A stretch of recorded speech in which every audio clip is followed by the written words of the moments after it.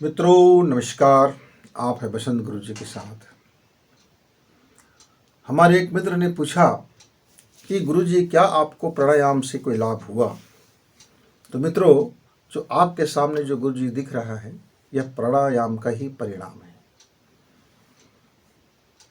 हम ऐसे कह सकते हैं कि यदि आपको केवल मनी चाहिए तो आप धन के पीछे भागिए भागिए, आप भागते रहेंगे।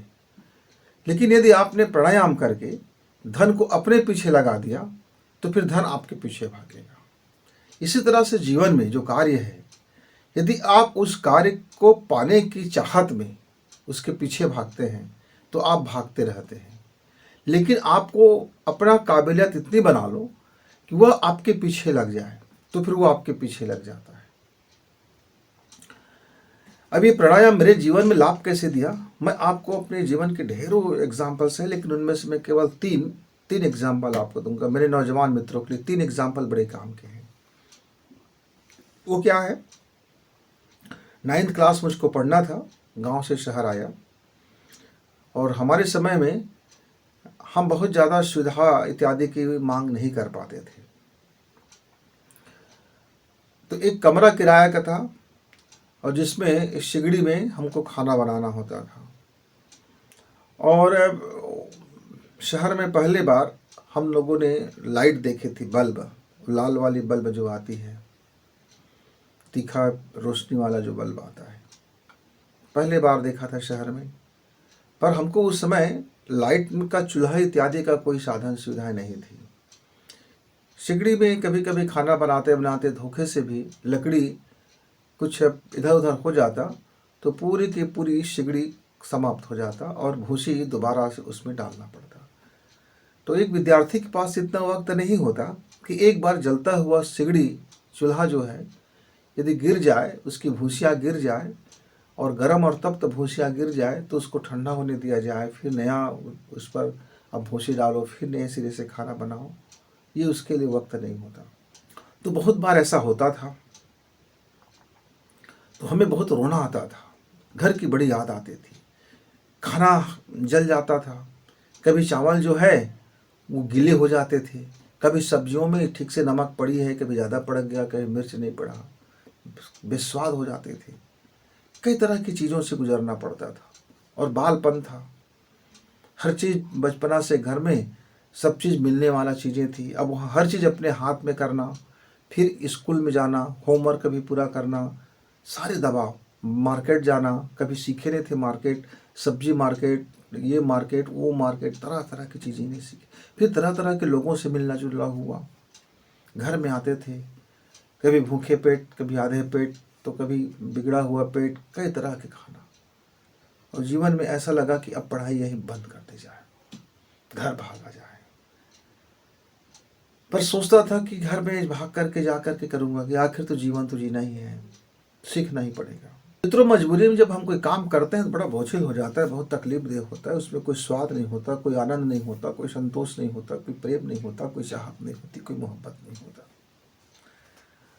कार्य वही होता है लेकिन कार्य के स्वरूप बदल जाते हैं, कार्य के फॉर्मेट बदल जाते हैं, तो कार्य के परिणाम बदल जाते हैं। आप खिन्न मन से खाना पकाओगे तो आपका अन्नमय कोश धीरे धीरे प्रभावित होकर के वो आपकी खिन्नता में बदल जाएगी और आए दिन फिर आप बीमार पड़ोगे। आप दुखित मन से खाना बनाते हो, दुखित मन से खाना खाते हो तो आपके जीवन में प्रभाव पड़ना शुरू हो जाएगा। मित्रों, मैंने ये देखा कि 6 माह के भीतर में जो मेरी विद्वता थी, जो मेरी माइंड था, जो मुझ में मेमोरी पावर था, जो मुझ में कार्य को सहने की क्षमता थी, जो समझने की क्षमता थी, जो एजुकेशन में जो पावर था, वह घटते घटते काफ़ी हद तक नीचे आ गया। मैं बड़ा दुखित हो गया। पढ़ाई तो वही कर रहा हूँ, सब कुछ वही कर रहा हूँ, पर ये नीचे कैसे आ रहा हूँ। और शरीर भी कमज़ोर होने लगा, मन में भी कई प्रकार की बातें आने लगी, मन भी बहुत सारी बातें करने लगे। अंत में ऐसा होने लगा कि इस जीवन जीने का क्या मतलब रह जाएगा। दुखित हो गया। घर में बोलता नहीं था कि मुझको होटल में खाना है, ये करना है, वो करना है, लेकिन मन में पीड़ाएं जरूर थी। लेकिन मेरी इच्छा भी नहीं था कि होटल में खाना खाऊं। यानी असुविधाएं जब आदमी के पास आता है तो वो एक अवसर भी है और उसको तबाही करने का अवसर भी है, अच्छा बनने का भी अवसर है। चैन आपके हाथ में, क्या क्या चयन करते हो। मेरे कई मित्र होटल छाप हो गए, होटल में खाने लगे और इधर उधर घूमने लगे, पढ़ाई के अलावा शहर घूमने लगे, शहर के कई वातावरण में घुल मिल गए, शहरी जीवन में घुल मिल गए। वो शाम को पार्क में जाने लगे और तरह तरह के लोगों से बात करने लगे और इश्कबाजी में उलझते चले गए। उनका जीवन बड़ा आनंदमय हो गया। उस समय लग रहा था, वो आते थे बड़े खुश आते थे, लेकिन पढ़ाई में उनका भी प्रगति नहीं था, उनका भी ध्यान भटक चुका था। पर मैंने उस रास्ता को चयन नहीं किया। मैंने सोचा कि माँ के पेट में जब मैं गर्भ में आया था तो अकेला आया था। यस, बाहर आया इस संसार का सहयोग मिला। मैं कमज़ोर हो गया। बचपन में मुझसे काम कराई गया होता तो शायद आज मैं कमज़ोर नहीं होता, लेकिन यदि मैं बचपना में मुझको काम कराया गया होता तब हो सकता है कि मैं आज यहाँ तक पहुँचने की मेरा उद्देश्य भी ना बनता। मैं वही दब जाता और उसी काम में उलझ जाता और दुनिया को कहते रहता कि मुझे बचपन में काम करा दिया, बचपन में काम करा दिया, मैं एजुकेशन नहीं कर पाया, ये नहीं कर पाया। ऐसे करते करते फिर मित्र मैं धीरे धीरे कमज़ोर हो गया और बीमार पड़ गया, बुरी तरह से बीमार पड़ गया। डॉक्टर के पास गया।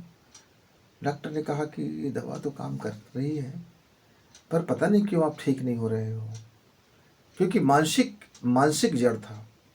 यहाँ समस्या का जड़ मानसिक था।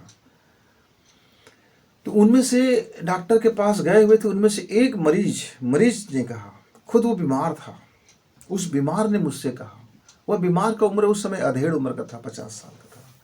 उन्होंने कहा, बेटा आप, मुझे लगता है कि आप नए नए शहर आए हो, नए नए स्कूल में आए हो, नए नए सारी चीज़ कर रहे हो, आप जीवन से बड़े परेशान हो गए हो, समझ नहीं आ रहा है आपको। मैं बोला, हाँ दादाजी बिल्कुल बात तो सही है। तो बोले, कुछ मत करो, एक काम करो, दाएं बाएं सांस लो। अच्छा, या बाएं दाएं सांस लो। तो मैं बोला कि सांस कैसे लेना है? तो उसने कहा, कुछ करना ही नहीं है, बस बैठ जाना है और आँख बंद कर लेना है और सांसें लेना है, सांसें खींचना है धीरे धीरे और सांसें छोड़ देना है। उसने कुछ ज़्यादा नहीं बताया, इतना ही बोला, सांसें लो, छोड़ दो। इससे क्या होगा? बोला कि 15 मिनट निवेश करो अपना। खाना बनाने से पहले 15 मिनट सोचो कि आपका खाना कितना स्वादिष्ट बन गया, हाँ अद्भुत है, मज़ा आ रहा है इस खाने में। इतना सोचना, 15 मिनट पहले प्राणायाम करना और उसके बाद खाना बनाना। मित्रों, मैंने उनकी बात मानी, मैं डॉक्टर के भी दवा लिया और बात मानी। मेरा बुखार अब थोड़ा सा कम होने लगा था, फीवर। अब उसने कहा था दाएं बाएं सांस लेना, तो पहले पहले दाएं बाएं सांस लेने का मतलब नहीं समझ आता था, तो ऐसा किया और उसके बाद ऐसे निकाल दिया। अब एक सांस जाम था, क्योंकि सांसें एक खुली रहती है, तो मैंने सोचा ये इधर का मार्ग तो बंद है, इधर का मार्ग अवरुद्ध है। अच्छा, तो क्या करूं? फिर खोलो क्या इसको जरा। मेरा सांसें बंद क्यों है? नाली तो साफ होनी चाहिए, सांसें दोनों समझ। तो मेरे बाल बुद्धि में एक लगा कि मेरी तो आधा नाक चलता है, इसीलिए शायद मैं कमज़ोर हूँ। मेरी भगवान ने 2 नाक दिया, दोनों नाक से मुझे सांस लेते होना चाहिए, तो मेरी आधी नाक चल रहा है, बड़ा खुला है। अच्छा, ये तो बंद लग रहा है। अब मैंने क्या किया, इसको भी खोलना शुरू किया, प्रयास किया। किसी दिन मैं देखता था तो मेरा ये नाक बंद हो चुका रहता था, ये नाक चलते रहता था। मैं सोचता यार ये क्या है, अल्टरनेट करते रहता है, कभी ये नाक बंद रहता है, कभी ये नाक बंद रहता है, दोनों कब चलेगा, दोनों कब चलेगा। तो मैं उनके बताए हुए रास्ते पर मैं बड़ा श्रद्धा से सोचा कि आदमी अधेड़ है, अपने जीवन का इतना रास्ता देखा है, इतना उम्र गुजारा है, जीवन में इतनी बड़ी चीज़ें उसने देखा है। मैंने उनसे कोई परिचय नहीं पूछा था कि आप क्या करते हो, क्या पढ़े लिखे हो, कितना जानते हो। मैंने कोई प्रश्न नहीं किया। मैंने कहा कि मुझसे उम्र में काफ़ी बड़ा है, कम से कम 3 गुना ज़्यादा उम्र का है, तो उसका अनुभव, इस जीवन जीने का अनुभव मुझसे 3 गुना ज़्यादा है। उसने फिर पूरी ज़िंदगी गुजारी है, पढ़ाई लिखाई कारोबार जो भी किया होगा, बुढ़ापा में आ रहा है, तो उनकी बात को मान लिया जाए।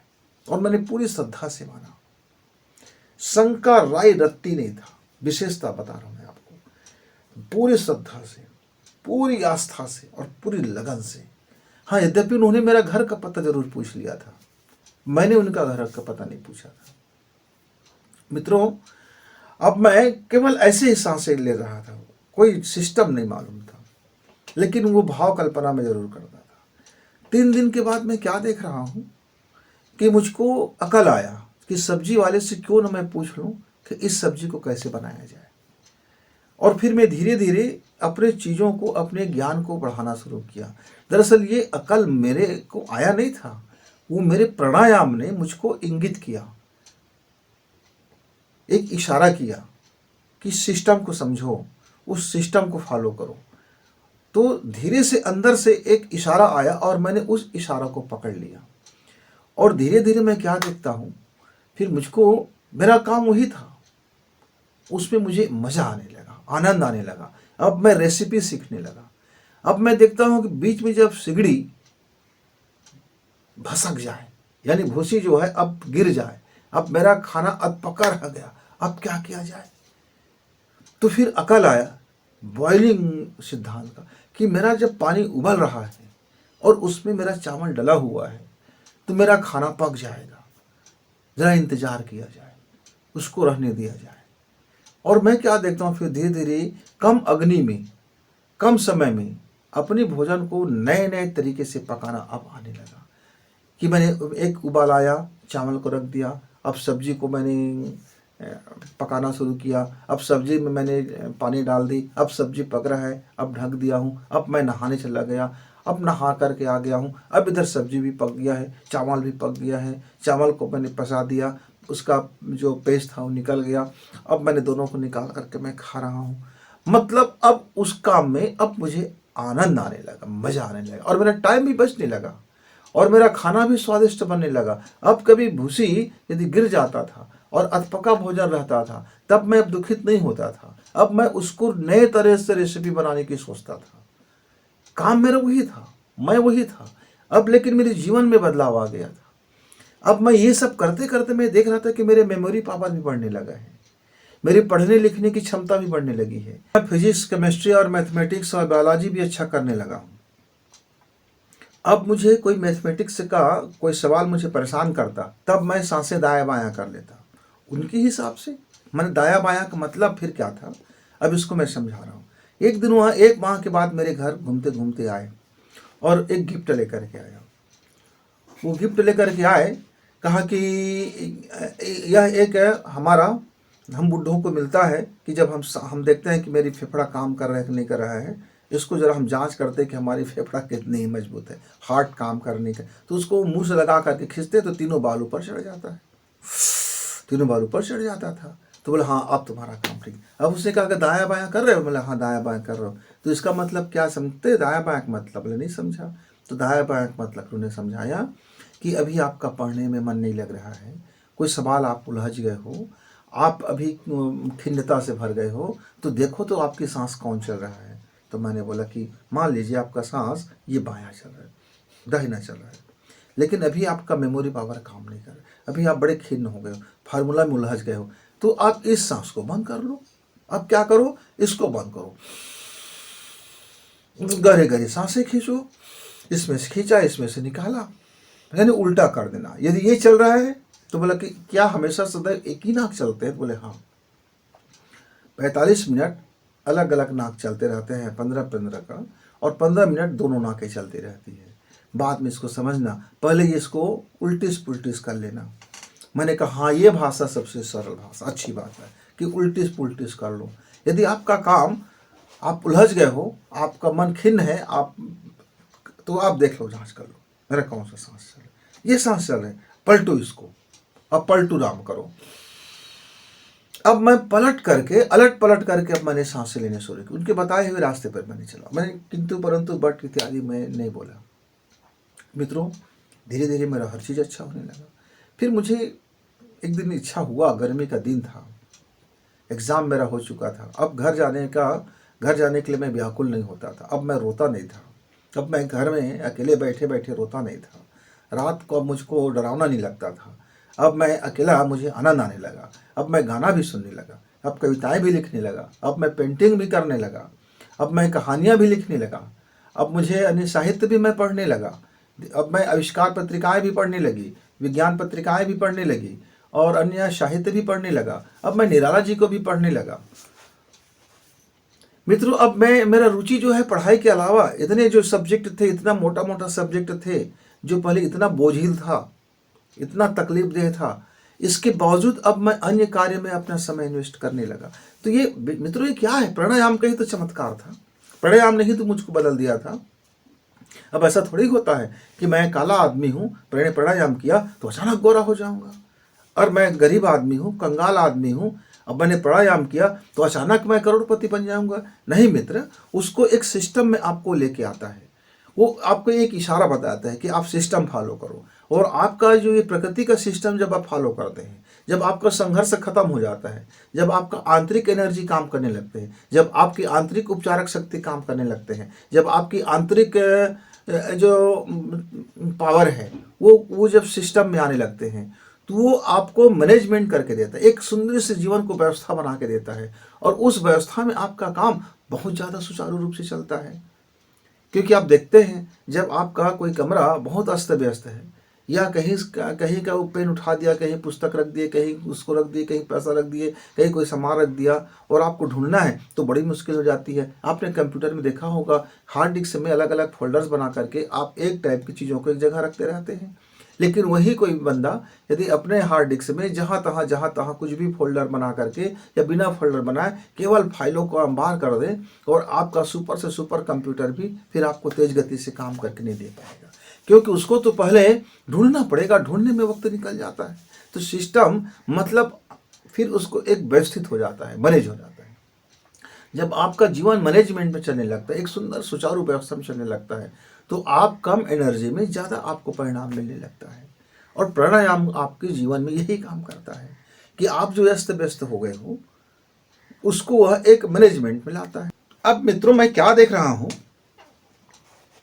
मुझको ऐसे प्रबुद्ध लोगों से अब मेरी मुलाकात होने लगा जो योग विद्या का जानकार थे। हालांकि उम्र बहुत ज़्यादा था उन लोगों का। तो मित्रों, मैं पार्क में बैठा हुआ था, शाम का समय था, और एक वृद्ध व्यक्ति, मुझे लगता है 70-75 वर्ष का रहा होगा, वृद्ध व्यक्ति आया, लेकिन शरीर से वृद्ध बिल्कुल नहीं था, न मानसिक वृद्ध था, उम्र वृद्ध था। वो आकर के बैठे बगल में, और वो मुझको देख रहे थे कि मैं किस तरह से धीरे धीरे धीरे धीरे अपने सांसों को भर रहा हूँ, और उसके बाद मैं धीरे धीरे बाहर निकाल रहा हूँ, और मैं यहाँ किसी चीज़ पर मेरा ध्यान नहीं है, यदि पे बैठा मैं पार्क में हूँ। तो उन्होंने आकर के मेरे बाजू में कहा कि बेटा, तुम्हारा विशुद्ध चक्र जागृत हो गया है। तो मैं बोला, कैसे कहते हैं दादाजी, चक्र क्या होता है? तो बोले, एक कुंडली है, जिस व्यक्ति में यह जिस मात्रा में जागृत होता है उसकी गुण प्रकट होने लगते हैं। तो बोला कि मेरे में क्या गुण प्रकट आपने देख लिया?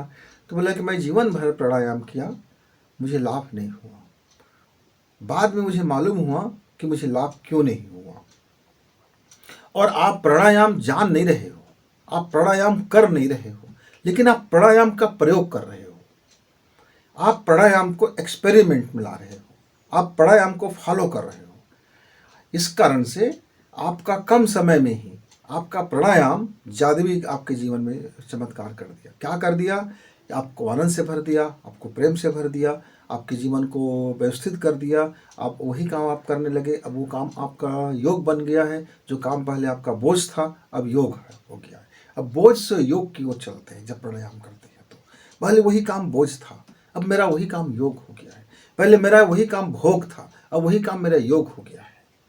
तो भोग से योग तक की यात्रा, बोझ से योग तक की यात्रा, दुख से आनंद तक की यात्रा, पीड़ा से खुशी तक की यात्रा, ये यात्रा ही तो है प्राणायाम मित्र। अब उसने कहा कि देखो, आप प्रयोग करते हो, आपके जीवन में बदलाव आया। आप कविता लिखते हो? बोला हाँ। आप कहानियां भी लिखते हो? तो बोला हाँ। बोला हाँ। अब आप सोते समय अब आप जो चीज़ आपको चाहिए होता होगा उसका आप ड्रीम भी देखते होंगे? तो बोला हाँ। और कुछ समय के बाद वो ड्रीम पूरा भी जाता होगा? तो बोला हाँ। यही तो है प्रयोग प्राणायाम का। बोले इसी को तो हम प्रयोग कहते हैं। तो मैंने बोला दादाजी, आप कैसे प्राणायाम करते थे? तो आप प्राणायाम करते थे पर आपने प्राणायाम का प्रयोग नहीं किया, ऐसा आप बता रहे हो। और मैं प्राणायाम नहीं करता हूँ, लेकिन मैं प्राणायाम का प्रयोग करता हूँ। मेरी बात थोड़ी सी समझ आ नहीं रहा है। तो बोले क्या है कि आप रोज़ शाम को घूमने आया करें। तो उन्होंने कहा कि मैं इस विद्या में बहुत पढ़ाई किया है, बहुत वर्कशॉप किया है, बहुत पैसा लगाया है, बहुत लोग आते थे, मंचों से समझाते थे, ये करते थे, वो करते थे। मेरे अपने जीवन का बहुत उम्र गुजारा है नौकरी करते करते। और मैं प्राणायाम के नाम बता दूंगा, बहुत सारे नाम बता दूंगा, लेकिन उससे मुझे लाभ नहीं हुआ। आप एक भी प्राणायाम का नाम नहीं जानते हो, पर आपको लाभ हो रहा है। यही प्राणायाम है। नाम जानो ना जानो, क्रिया जानो ना जानो, उसका एक्सपेरिमेंट जानो। क्योंकि एक्सपेरिमेंट जान लेने से ही, वह प्रयोगात्मक रूप में उतरने से ही वो जीवन में फलित होता है। किसने खोज किया, किसने कहा, और किसने पुस्तक में लिखा, किसने शास्त्र में लिखना कि कितने साल पुराना है, इसके इतिहास क्या है, इसका पेटेंट कौन कराया है, ये सब आप तामझाम से दूर हो। इसीलिए आप प्राणायाम का प्रयोग कर सकते हो। और हम लोग इसी में उलझ गए कि गुरुजी आप मंच में जो खड़े हो, प्राणायाम उसने बताया को, देखो इससे लाभ होता है, इससे हम लोभ में आ गए। तो फिर हम लाभ को छोड़ बैठे। आपने लाभ लेना शुरू कर दिया, लोभ था नहीं। तो जब तक मन में लोभवश आप प्राणायाम करोगे तब लाभ मिलना मुश्किल हो जाता है। क्योंकि लाभ हमेशा लोभ से ज़्यादा शक्तिशाली होता है। और लाभ का है, लोभ आदमी को कहीं का नहीं छोड़ता, वहीं वहीं रुक जाता है। क्योंकि बार बार उसको उघाड़ते रहता है, बार बार देखते रहता है, लाभ हुआ कि नहीं हुआ, लाभ हुआ कि नहीं हुआ। एक मित्र ने स्वर विज्ञान का एक दिन वीडियो देखा, उसी दिन उसने स्वर के सांसों से दीप जलाया। अब उसने कहने लगे, गुरुजी मेरा दीपक का टाइम तो बढ़ा ही नहीं, मेरा दीपक का तो वही औसत जलने लगे। यानी उसका पूरा ध्यान लोभ में था, लोभ में था, उस चमत्कार में था, नमस्कार में नहीं था, चमत्कार में था। मित्रों, आप नमस्कार में आइए तो चमत्कार आप अपने आप होगा। आप बुजुर्गों को झुक करके प्रणाम करते हो, वो स्वयं आपको आशीर्वाद दे देता है। कि आप ऐसा कहोगे क्या कि रुको, आशीर्वाद आप दे रहे हो कितनी देर में देखता हूँ। तो जब आप देखने के लिए ऊपर जाते हो तब तक उनका हाथ ऊपर उठ चुका होता है। तो नमस्कार करते हो, उस समय आपको आशीर्वाद मिलता है। और जब आप अपने नमस्कार के परिणाम देखते हो, मुझको आशीर्वाद दिया कि नहीं दिया, तब फिर आपको आशीर्वाद खत्म हो जाता है। इसीलिए हम कहते हैं कि योग नमस्कार है और चमत्कार ऑटोमेटिक हो जाता है। योग नमस्कार है और बुजुर्गों का आशीर्वाद तो अपने आप मिल जाता है। अब देखना, किसी का प्रणाम करके दोनों के पैर में झुकना, पैर झुक करके उनको प्रणाम करना। उनका वो दुश्मन भी होगा तो भी उनका दोनों हाथ आशीष से आशीर्वाद के लिए आपके ऊपर उठ जाता है। क्योंकि आपने नमस्कार किया, जैसे आपने झुका तो ऑटोमेटिक उसकी अंदर की जो देवात्मा है वो आपको आशीर्वाद से, आशीष से, दोनों हाथ, ये ऊर्जा का केंद्र है, ये दोनों हाथ से उसने ऊर्जा उड़ेल दी। अब आपका मस्तिष्क उस ऊर्जा को लेने के लिए आग्रह नहीं है, आग्रही नहीं है, रिसिप्टर नहीं है। आपने कवच बना के रखा है अहंकार का, लोभ का, मैं देखूं, यानी मैं देखूं, मैं का। तो फिर ये जो निकल रहा है आशीर्वाद की जो किरणें, जो तरंगे, तो फिर वो लौट करके टकरा करके वापस हो जाता है, फिर उसको आपको लाभ नहीं मिलता। इसीलिए पूर्ण श्रद्धा से प्रणाम करो। श्रद्धा नहीं है तो दिखाने के लिए मत झुको। आप पूर्ण श्रद्धा से किसी को नमस्कार कहो, वो व्यक्ति भी आपको नमस्कार कहेगा। और जब दोनों ऊर्जाएं मिलती है, ये दो धारा है, धनात्मक और ऋणात्मक, जब दोनों ऊर्जाएं मिलती है तो दोनों की ऊर्जाएं मिल जाती हैं। आप सामने वाले व्यक्ति को यदि नमस्कार प्रणाम करते हो, सामने वाला व्यक्ति भी यदि श्रद्धा से प्रणाम करता है, तो दोनों की ऊर्जाएं एक हो गया। कम चमत्कार है मित्र, आप उसके जीवन और आपके जीवन में घालमेल आ गया, दोनों की ऊर्जाएं एक हो गया। और संघ की शक्ति गजब की शक्ति होता है। कभी इस विज्ञान पर बात करेंगे। तो मित्रों, ये मेरे जीवन में घटित हुआ।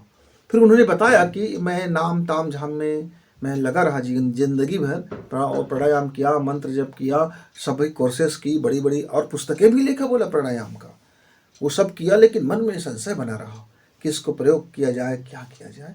तो उन्होंने फिर मुझको मेरे पढ़ाई जीवन तक का प्रतिदिन मुझको 1 घंटा, आधा घंटा वो तमाम चीज़ों को, इनके बारीकियों के बारे में बताने लगे। लेकिन उन्होंने एक चीज़ जरूर आग्रह किया, बेटा तू इनके बारीकियों पे पढ़े मत रहना, ये पढ़ाई पे पढ़े मत रहना, ये सिद्धांत पर पढ़े मत रहना, ये उधार पे पढ़े मत रहना। जो आप प्रयोग करते हो उस प्रयोग पे पढ़े रहना। वो प्रयोग ही आपका सही वास्तविक चीज़ें हैं। और ये तो जो हम हर व्यक्ति का अपना अपना एक तरीका होता है, हर व्यक्ति का अपना अपना एक स्टाइल होता है, हर व्यक्ति की अपनी अपनी सांस की गहराई होती है, हर व्यक्ति के अपने अपने सांस की क्षमता होती है, हर व्यक्ति के अपने अपने कोषों की क्षमताएं होती है। जो 5 कोष होते हैं, हमारा अन्नमय कोष है, ज्ञानमय कोष है, विज्ञानमय कोष है, आनंदमय कोष है, वगैरह वगैरह। हर व्यक्ति का अपना अलग अलग क्षमताएं हैं, उनका अलग अलग डीएनए है, हर व्यक्ति का अपना अपना मस्तिष्क है, हर व्यक्ति के अपने अपने काम सोचने की क्षमताएं हैं। तो श्रद्धा, आस्था और प्रयोग करने के ये तीनों चीज़ आ जाए तो जीवन में मज़ा आ जाता। मित्रों, ये सब करते करते मेरा मैट्रिक का पढ़ाई कंप्लीट हो गया और मेरे साथी लोग बड़ी मौज मस्ती करते, मटर गश्ती करते, हम भी जाते, मूवी जाते, देखते, घूमते फिरते, अन्य जीवन वैसे ही चलते रहता। अब कॉलेज का उम्र आया, कॉलेज का समय आया। कॉलेज के समय में भी जीवन में कई तरह की बातें आती हैं, कई तरह की चीज़ें आती हैं। तो हमने प्राणायाम में एक और प्रयोग करना शुरू किया। ओम को हमने इस पे अटैच कर लिया। ओम को हमने अटैच कर लिया। हमने कैसे अटैच कर लिया? अब हमने अपनी दाया बाया को हम सीख गए थे, अल्टू और पलटू को सीख गए थे। अल्टू और पलटू को सीखने में महारत हासिल कर लिए थे। अब हम कभी कभी उपद्रव भी कर देते थे कि हमने चंद्र सांसें ली और बायां सांसें छोड़ी, यहाँ से हमने दाहिना से निकाली और ऐसा मानसिक आदेश कर देते थे अपने मित्र को कि आज मेरा मित्र चप्पल पहन के कॉलेज जाएगा। मन में कभी कभी उपद्रव आ जाते थे। अब अचानक हमारे मित्र वो चप्पल पहन के आ जाते थे। आने के बाद उसको लौटना पड़ता था जूता पहनने के लिए। सब लोग हंसते, फिर कहते यार मैं तो चप्पल पहनना नहीं चाहता था, मैं कैसे चप्पल पहन के आ गया। मेरे मन में रियलाइज हुआ ये मेरे विद्या का गलत उपयोग हो रहा है। तो मैंने सॉरी कहा, अपने ईश्वर से माफ़ी मांगा कि नहीं, मुझे ऐसा कि मेरा चीज़ों को हंसी मजाक में उपयोग नहीं करना चाहिए। फिर ओम का हमने साथ में प्राणायाम का शुरू किया। मित्रों, हम पहले एक लंबी ओम करते थे और फिर प्राणायाम करते थे। तो 15 मिनट हमने क्या किया? ओम।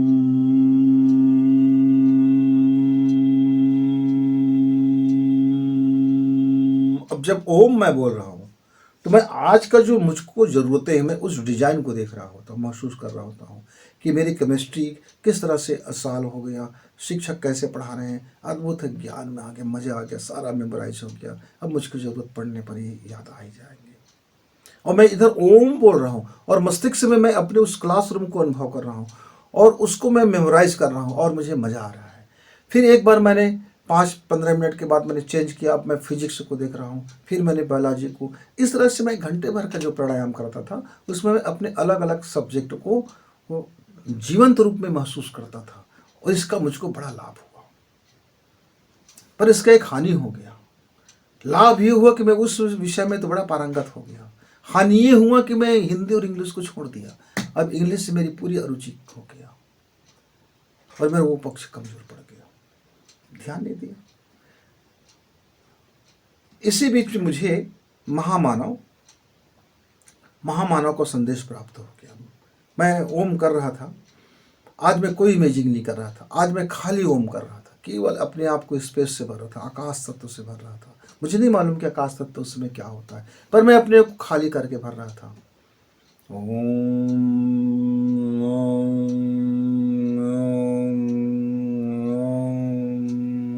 और कब ओम से एम से ओम ऐसा होने लगा मुझे ज्ञात नहीं, पर मैं सरस्वती मंत्र को इस तरह से बोलने लगा।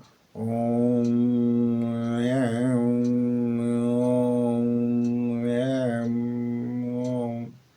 45 मिनट बोलते बोलते मेरी आंखें लग गई, नींद आ गया, सो गया, अवचेतन में चला गया, पूरी तरह से अवचेतन ब्रेन में चला गया और मुझे लगा कि मुझे कोई कह रहा है कि आप मेरे पास आ जाओ, आगे की यात्रा हम आपको कराएंगे। और मित्रों क्या था, फिर गर्मी का दिन था, साइकिल पकड़ा, चला गया। 3000 किलोमीटर की सफ़र करते हुए 1600 किलोमीटर जाने का, 1600 किलोमीटर आने का, औसतन 3000 मान लीजिए। वैसे तो 3200-3400 हो जाता है, 3300 हमने कैलकुलेट किया था, लेकिन चिंता कौन करे कितना दूर है, हमें नहीं मालूम था कितना दूर है। और हम निकल गए निकल गए हम, और वहाँ से हमें वो दिव्य पुरुष से हमें मुलाकात हुआ, और उसने एक ही चीज़ कहा कि आप प्राणायाम के साथ में आप गायत्री मंत्र का प्रयोग करो। उसने मंत्र जपो ऐसा नहीं कहा मुझे, उसने कहा कि आप गायत्री मंत्र का प्रयोग करो। तो मैंने बोला कि गुरुजी, यहाँ तो लोग धोती पहनते हैं, चुटिया बना के रखते हैं, कुर्ते पहनते हैं, और ये सब कर्म कांड में रहते हैं, ये सारे चीज़ तो मुझसे बन पड़ना बड़ा मुश्किल बड़ी काम है, क्योंकि मैं ज़रा, मेरी विचारधारा अलग, मेरी जीवन तरीका, जीने का तरीका अलग, मेरी सोचने की तरीका अलग, मेरा पूरा लाइफ स्टाइल अलग। मैं जब तक मेरे अंदर में श्रद्धा ना जाग जाए मैं इसे ग्रहण नहीं कर पाता। मेरे अंदर में जब तक निष्ठा ना जाग जाए मैं इसको ग्रहण नहीं कर पाता। मैं जब तक इसका लॉजिक ना समझ लूँ मेरे भेजे में आता ही नहीं है। मेरा खोपड़ी ज़रा कम बुद्धि की है, मेरे खोपड़ी में जब तक बात ना आ जाता मैं इसको ग्रहण ही नहीं कर पाता हूँ गुरुजी।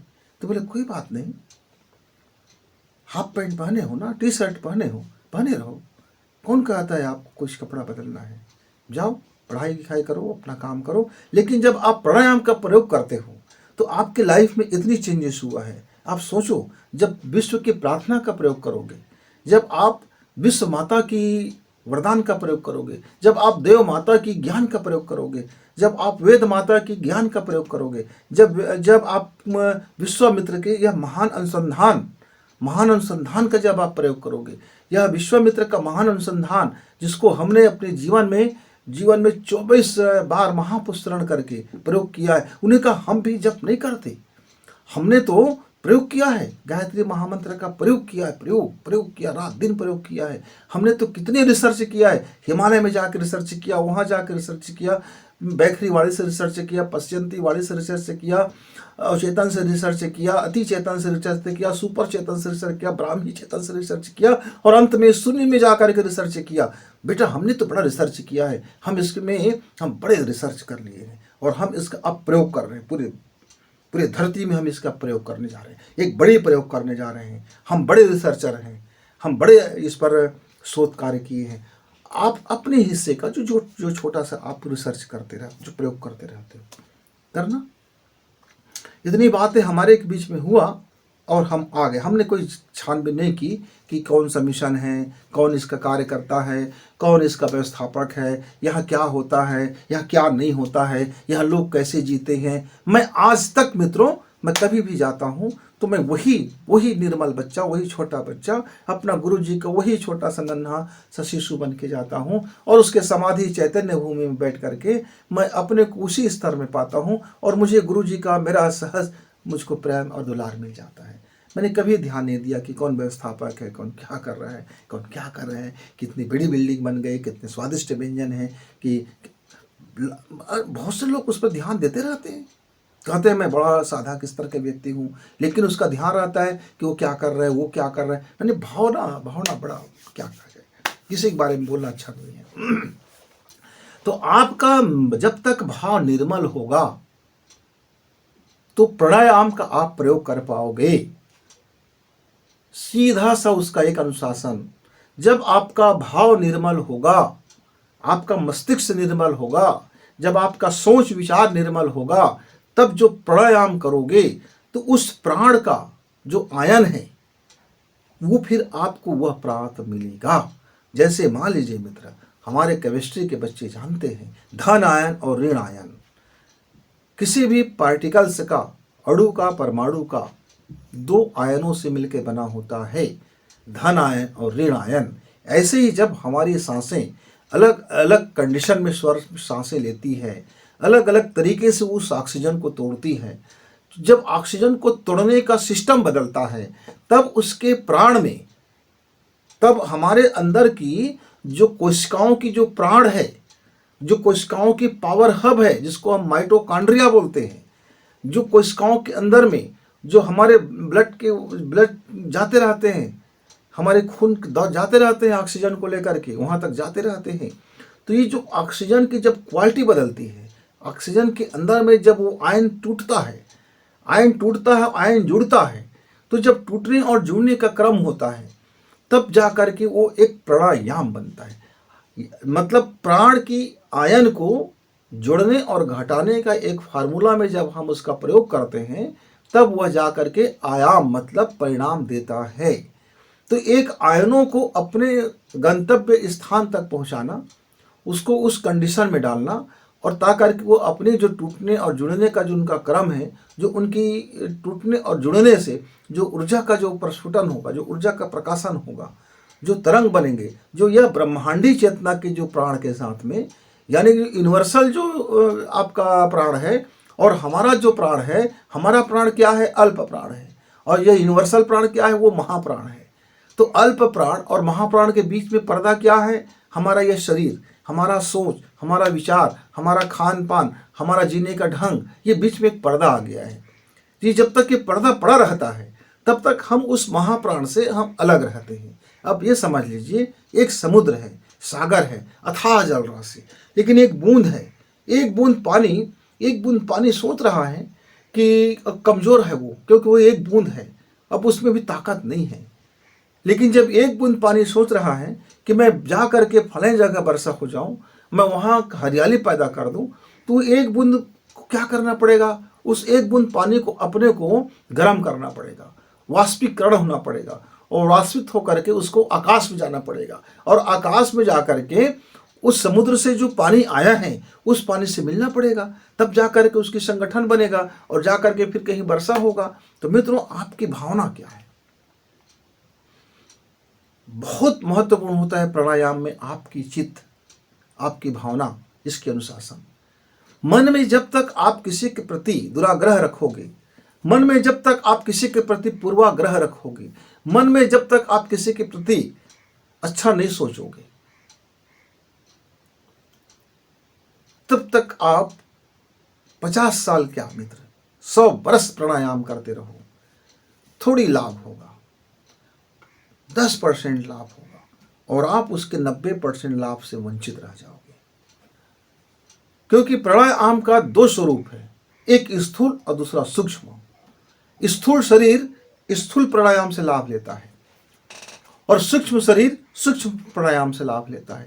स्थूल शरीर की हैसियत 10% है, 10% है। अब कितनी ताकत है आपके पास? एक पहलवान, बड़ा पहलवान था, बड़ा बलवान था। बड़ा पहलवान और बड़ा बलवान वो दोनों था। उसको अपने पहलवानी पर बड़ा अहंकार हो गया, उसको अपने बलवान शरीर पर बड़ा अहंकार हो गया। उस पहलवान, उस बलवान को अब एक दिन बुखार आ गया। अब बुखार आने के बाद उसका शरीर निस्तेज पड़ गया। अब सारी की सारी पहलवानी धरा रह गया और बलवानी धरा रह गया। अब हॉस्पिटल गया, वहाँ एक कमज़ोर सा आदमी देखा, बोले कि भैया कल तो बहुत ऐसा ऐसा कर रहे थे, बड़े पहलवानी दिखा रहे थे, बड़े बलवानी दिखा रहे थे, आज क्या हो गया? आज तो आपको चलने में एक लट्ठा लगने लगा, एक लकड़ी के सहारा आप चलने लगे। तो मित्र, मैं शरीर की इस शक्ति में बड़ा अहंकार से हो गया था, तो मुझे मालूम हुआ एक दिन में मेरा सारा नशा उतर गया। तो मित्रों, आप शरीर को जितना भी बलवान बनाते रहो, एक बीमारी आता है, एक चोट आता है, एक एक्सीडेंट होता है, एक दुख आता है, एक पीड़ा आता है, एक भूख आता है, एक क्रोध आता है, एक लोभ आता है, एक सेक्स आता है, और आपको तहस नहस करके चला जाता है। क्योंकि आपके शरीर में ताकत नहीं है। शरीर नियंत्रण नहीं कर सकता। शरीर के भीतर में जो आपके हार्मोन्स हैं वो ताकतवर है, और हार्मोन्स को नियंत्रण करता है आपका मास्टर ग्रंथि, और मास्टर ग्रंथि को नियंत्रण करता है आपका थायराइड ग्रंथि। और आपके थायराइड ग्रंथि को नियंत्रित कौन करता है? आज का हमारा वैज्ञानिक चुप हो जाता है, आज का हमारा डॉक्टर, आज के हमारे चिकित्सक, आज के हमारी वैज्ञानिक थायराइड ग्रंथि तक तो पहुंच गया है। पर थायराइड ग्रंथि को कौन नियंत्रित करता है मित्रों? तो थायराइड ग्रंथि को नियंत्रित करता है हमारा मन, हमारी भावनाएं, हमारी सोच, हमारा विचार, हमारा अनुभव लेने का तरीका, हमारा महसूस करने का तरीका, हमारी सोच की तरीका, हमारा दृष्टिकोण। और हमारे विचार को कौन प्रभावित करता है?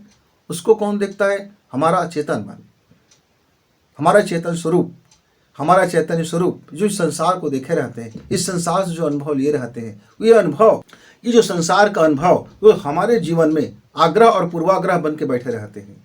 पहले से मान ले रहते हैं, पहले से मान लिया जाता है, अनुमान लगा लिया जाता है। हम पूर्वाग्रह से विकसित रहते हैं और आग्रही भाव से विकसित रहते हैं। हम किसी के दरबार में गए, किसी गुरुजी से गया और गुरुजी से मिलना, गुरुजी ने मिलना नहीं मिला, आप बड़े दुखित हो गए। आप उस गुरुजी के बारे में कुछ भी अनाप शनापा बोलने लगे, आप उस महान व्यक्ति के बारे में कुछ भी फिर अनाप शनाप बोलने लगे, क्योंकि आपकी मनोकामना पूर्ण नहीं हुआ, आपका लोभ पूर्ण नहीं हुआ। अब आपकी नज़रों में गुरुजी दोयम दर्जे हो गए, घटिया हो गया। बड़ी उम्मीद था, बड़ी चमत्कार का उम्मीद था, पर चमत्कार नहीं किया उन्होंने, आपको बड़ा दुख हो गया। क्यों? आपके मन के अंदर में वो आग्रह बैठा हुआ था, और पूरा आग्रह भी बैठ जाता है। किसी के पास जाते हैं, बोलते हैं यार ये आदमी तो बड़ा घटिया आदमी है, हमने सुन रखा है। अफवाहों पर विश्वास है, सत्य पर विश्वास नहीं है, अफवाहों पर विश्वास। और सत्य आप जानते नहीं हो और अफवाह को आप मानते रहते हो। तो जब तक ये जो जानने और मानने का क्रम में आपका गड़बड़ रहेगा मित्र, तब तक प्राणायाम आपका 10% से ज़्यादा कोई लाभ देने वाला नहीं है। तो सबसे पहले अपने भाव, अपने चित्त, अपनी सोच, अपने विचार, अपनी जीवन शैली, अपना दृष्टिकोण, इसको परिपाक करना पड़ेगा। उस बच्चे की तरह बनना पड़ेगा, नवजात बच्चे की तरह बनना पड़ेगा। जितना ज़्यादा आप शिशु बनोगे, जितना ज़्यादा आप मानसिक रूप से आप अपने अंदर के आग्रह पूर्वाग्रह को बाहर निकालोगे, उतने ही ज़्यादा आपका प्राण का आयाम शक्तिशाली होता हुआ जाएगा। इसीलिए इसको श्वास लेने नहीं बोलते हिंदी में, हम ब्रेथ नहीं बोलते, हम सांसों का विज्ञान नहीं बोलते। सांस तो ठीक है, उसका काम है आना और जाना, पर सांस से आगे होता है स्वर। जब उन सांसों को एक रिदम में लिया जाए, उन सांसों को एक सिस्टम में लिया जाए, जब उन सांसों को एक काम दिया जाए, उन सांसों को एक प्रोग्रामिंग दिया जाए, उन सांसों को एक प्रयोग किया जाए, तब वो सांसें बन गया स्वर।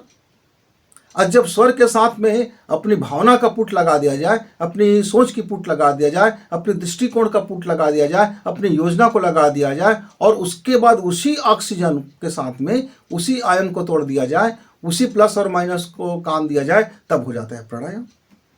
और जब प्राणायाम को किसी शक्ति से जोड़ दिया जाए, तब वो हो जाता है मंत्र। और किसी मंत्र को किसी योजना में बीज बना के लगा दिया जाए, तब वो हो जाता है मुक्ति, तब वो हो जाता है फिर आपका अध्यात्म, तब हो जाता है आपको धर्म, तब हो जाता है आपका वो परम लक्ष्य, तब हो जाता है वो परम सिद्धि। नाम आप अपने हिसाब से देते रहिए मित्र। मैं बचपन से नाम के फेर में कभी नहीं पढ़ा, मैंने पढ़ा ही नहीं नाम के फेर में। क्या बोलते हैं छोड़ो, जो बोलते हैं बोले। आप कौन से एहसास में हो, आपका जीवन कौन से तल में है, आपकी सोच कहाँ पर है, वो महत्वपूर्ण है। आप जब सांस लेते हो, उस समय आपका मनोविज्ञान क्या है, आपका साइकोलॉजी क्या है, उस समय आपके अंदर में कौन सी आत्मा है, उस समय आपके अंदर में कौन सी सोच है, उस समय आपके अंदर में कौन सी भावना है। क्योंकि जो है वही तो बढ़ेगा, जो है वही बढ़ेगा। प्राणायाम कोई अलग से चीज़ नहीं लाता। मान लीजिए मेरे अंदर में गोबर है और मैं सांस ले रहा हूँ, तो मेरे गोबर की गुणवत्ता बढ़ेगी, शानदार गोबर बनेगा और गोबर बढ़ेगा। मेरे अंदर में घाव है तो मवाद बनेगा, मेरे अंदर में सोना है तो सोना बढ़ेगा, मेरे अंदर में हीरा है तो हीरा बढ़ेगा, मेरे अंदर में प्रेम है तो प्रेम बढ़ेगा, मेरे अंदर में आत्मा है तो आत्मा बढ़ेगी, मेरे में संतोष है संतोष बढ़ेगा, मेरे अंदर में पूर्वाग्रह है तो पूर्वाग्रह बढ़ेगा, आग्रह है तो आग्रह बढ़ेगा। यानी कि आपके अंदर में जो है, जब हम सांसें लेते हैं, वो आपको उसको बढ़ा देता है। अब देखने वाली बात यह है कि आपके अंदर में है क्या। एक कमरा है, एक कमरे के अंदर में भैया मूत्र भी हो सकता है, और आपका गंदगी भी हो सकता है सकता है दूध भी हो सकता है अमृत भी हो सकता है सोना भी हो सकता है चांदी भी हो सकता है वहाँ कुछ भी ना हो। तो सबसे सुंदर रास्ता तो यह है कि पहले कमरा को खाली कर लिया जाए, जो है सफाई करो, सफाई करो। दिवाली में हम लोग सफाई करते हैं, एक बार सफाई किया, कपड़ा सफाई किया, कमरे की सफाई किया, झाड़ू किया, पोछा किया, लिपाई करो, पोताई करो, पूरा का पूरा। हमारी नानी माँ क्या करती थी, दिवाली के समय आता था तो पूरा सामान बाहर निकाल देते थे, आंगन में एक एक सामान बाहर निकाल देते थे, और पूरे कमरों को पहले तो वो झराई करते थे, एक एक जो जाला था उसको सफाई करते थे। करने के बाद पूरे दीवार की फिर लिपाई पोताई करते थे। एक बार हो गया, दो बार पोताई करते थे, फिर जमीन को रगड़ रगड़ के पोताई करते थे। उसके बाद एक एक सामान को झाड़ते थे, जिसको धोना है धोते थे, फिर जाकर के कमरे के अंदर उसको अंदर डालते थे। कितना सुकून भरा वो कमरा लगता था। बरसात निकलने के बाद ये भी सफाई होता था। ठीक प्राणायाम करने से पहले मित्र, यदि आपको 100% लाभ लेना है, पहले भीतर को सफाई करो। एक बार, 2 बार धुलाई, पुछाई, रगड़ाई। मन को आग्रह और पूर्वाग्रह से खाली करो, विचार को आग्रह पूर्वाग्रह से खाली करो। जिसने जब तक आपने जो पढ़ रखी है, जो मान रखा है, ये माने हुई चीज को भी आप खाली करो। अब प्रयोग करना, फिर प्रयोग करना, एक सिस्टम बना लेना। जैसे मैंने आपको बताया ना कि मैं खाना बनाने के लिए प्रयोग करता था, फिर बाद में पढ़ाई के लिए प्रयोग किया, फिर बाद में साहित्य के लिए प्रयोग किया। मतलब एक विषय लो, एक सब्जेक्ट लो और आप अपना मन से उस पर झोंक दो। तो मित्रों, जब हम मंत्र को, जब हमने प्राणायाम में जब इसको आरोहण किया, जब इसका प्रयोग किया, तब जीवन को बदलते देर ना लगा। फिर कितनी कठिनाई आए अपने जीवन में, कितनी मुसीबत आए। वो सारा दुख तकलीफ आता है जो आपके जीवन में आता है, सबके जीवन में आता है, सबके जीवन में आता है। कठिनाई आते हैं, परेशानियां आते हैं, नुकसान होते हैं, अपर डिपर होते रहते हैं। लाइफ में तनाव आता है, पीड़ा आता है, क्रोध आता है, नुकसान आते हैं। वो जीवन का व्यापार है, वह इस संसार का मार्केटिंग है, इस संसार का एक सिस्टम है। आप अपने रास्ते जा रहे हो, ठीक है, आपने सड़क में चलते हुए आप अपने बाएं चल रहे हो, लेकिन अगला व्यक्ति बेवड़ा है, उसको अपना रास्ता नहीं मालूम, वो आके आपको ठोक दिया, आपका तो एक्सीडेंट हो गया। आप अपने रास्ते में हो, ठीक है वहां तक, लेकिन अगला व्यक्ति अपने रास्ते में नहीं, उसकी क्या गारंटी है। इसलिए जीवन में आप अपना को ठीक कर रहे हो, लेकिन इधर जितने भी और करोड़ों अरबों मानसिकता एक दूसरे को ठाक ठाक में लगा हुआ, एक्सीडेंट हो रहा है, लगातार हो रहा है। तो मित्रों, पहले अपने को शुद्धता से करना, अनुशासन में, अपने परिवार को खुशी में रखना। पहला प्राणायाम का प्रयोग तो अपने को सुंदर बनाने में करो, अपने को निखालिस करने में करो, अपने को खाली करने में करो, अपनी बकबक खत्म करने में करो, अपनी चेतना को साफ करने में करो, अपने चिंतन को ठीक करने में करो, अपने को दुरुस्त करो। धीरे धीरे जब आप दुरुस्त हो जाएंगे तो आपके जीवन में बदलाव आएगा, तो आपका परिवार में भी बदलाव आएगा, आपके परिवार के लोग भी देखेंगे, तो हो धीरे धीरे करके आपके परिवार भी चेंज होगा। फिर आपके मिलने जुलने वाले लोग संगति में बदलेंगे, संगत का ही असर होता है धीरे धीरे करके। आप बघारने मत लग जाओ कि मैं, गुरुजी बताओ तो जरा मैं कौन सा प्राणायाम करूं, तो मैं बोल दिया अनुलोम विलोम कर लो। हाँ, मैं अनुलोम विलोम करता हूं। अब मेरे जीवन में चमत्कार नहीं हुआ तो घंटे से होगा, क्योंकि आपके अंदर में तो लोभ भरा है, तो लोभ बढ़ रहे हैं और बढ़ रहे हैं और बढ़ रहे हैं, तृष्णा बढ़ रहा है, तृष्णा बढ़ रहे हैं, बढ़ ही रहा है उतना। कमरा खाली क्या किया, फिर कमरे में ठूस रहे हो, कबाड़ पहले से है, कबाड़ निकाले क्या। तो मित्रों, मैं आपका नहीं जानता, पर मैं अपना जानता हूं। मैं एक चीज जानता हूं, इसका रूल्स, ईश्वर विज्ञान का रूल्स जानता हूं। क्या अपने लिए जानता हूं, आपके लिए नहीं, सिर्फ मैं अपने लिए, कि पहले भीतर में जो कबाड़ बीच बीच में आ जाते हैं उसे खाली करो भाई। रोज का रोज बुहारी करना पड़ेगा। मान लीजिए मैं 1 हफ्ते तक बुहारी नहीं किया तो मेरा कमरा गंदा हो जाएगा, तो हफ्ते में 1 दिन फिर मुझको ज़्यादा सफाई करना पड़ेगा। मैं महीना तक नहीं किया तो महीना में ज़्यादा सफाई करना पड़ेगा। अब मैं साल में नहीं किया तो ज़्यादा सफाई करना पड़ेगा। अब मैं कई साल तक नहीं किया था तो और ज़्यादा सफाई करना पड़ेगा। एक ही तो नियम है, टूट फूट को ठीक करना पड़ेगा। उसके बाद कबाड़ जब अंदर से निकल जाए तो फिर आप चाहते क्या हो, आपका लाइफ का विजन क्या है। आप एक कंप्लीट डायग्राम तो बनाओ, आप एक कंप्लीट अपना ड्रीम तो बनाओ जिस पर आप चलो। बीच बीच में ड्रीम बिगाड़ो मत। आप चल रहे हो भैया दिल्ली के रास्ते, अब अचानक आपको लगा कि मुझे कलकत्ता जाना है, फिर लगा कि नहीं मुझे तो मुंबई जाना था, फिर लगा कि मुझको तो गुवाहाटी जाना था, फिर गुवाहाटी पहुंच रहे हैं, आपको लगा नहीं यार मुझको तो चेन्नई जाना था। अब चेन्नई पहुंच रहे थे, अब मुझको लगा कि यार यूएस जाना था। अरे यार यूएस जा रहे हो, अब आपको लगा कि नहीं नहीं मुझको तो पाकिस्तान जाना था। अब पाकिस्तान के रास्ते, अरे नहीं नहीं भाई मुझको तो चाइना जाना था, अब मुझको तो रसिया जाना था। यानी आप जितने बार अपनी डायग्राम चेंज करोगे, जितने बार आप अपनी रूट बदलोगे, जितने बार आप अपनी सड़क बदलोगे, जितने बार आप अपनी रास्ता बदलोगे, जितने बार आपकी चैन बदलोगे, तो आपका ऊर्जा व्यर्थ ही जाता जाएगा, क्योंकि अब उसका कोई उपयोग हो नहीं पा रहा है। ऊर्जा तो है, आपको मिल तो रहा है लाभ, पर वो लाभ आपको दिखेगा नहीं क्योंकि आप उसको नियोजन नहीं किए हो। तो चयन बहुत महत्वपूर्ण होता है मित्र। प्राणायाम करने से पहले यदि आपने अपने लाइफ का एक चयन कर लिया, आपने एक परफेक्ट डिजाइन बना लिया, नहीं मुझको यही करना है।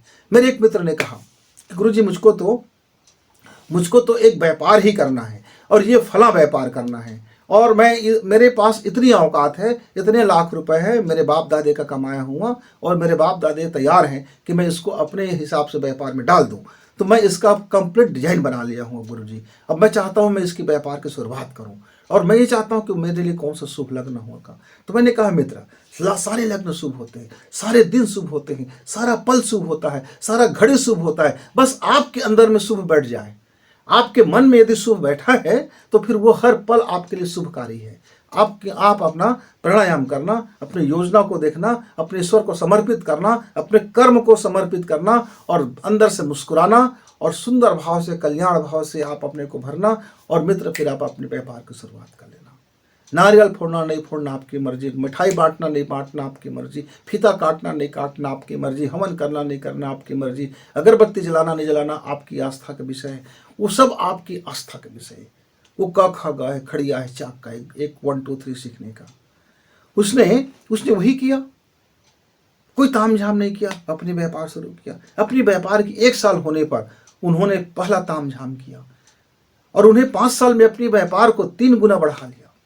और मित्रों, आज उसके व्यापार 30 साल का हो गया है, 30 साल का हो गया है। कितनी बड़ा विस्तार ले लिया है।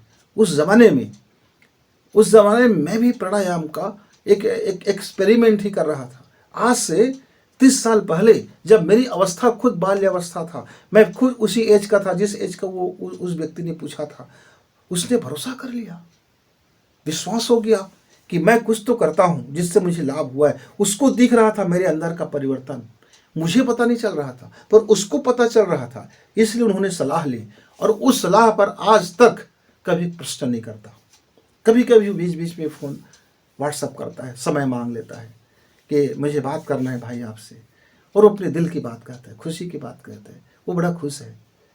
अब अपने जीवन को आध्यात्मिक ओर मोड़ दिया, व्यापार को अपने बच्चों को दे दिया। मित्रों, तो प्राणायाम अपने जीवन में चमत्कार करते हैं, लेकिन उसका जो नियम है, उसका जो सिस्टम है, उसका जो अनुशासन है, आपको उसका पहले पालन करना पड़ेगा।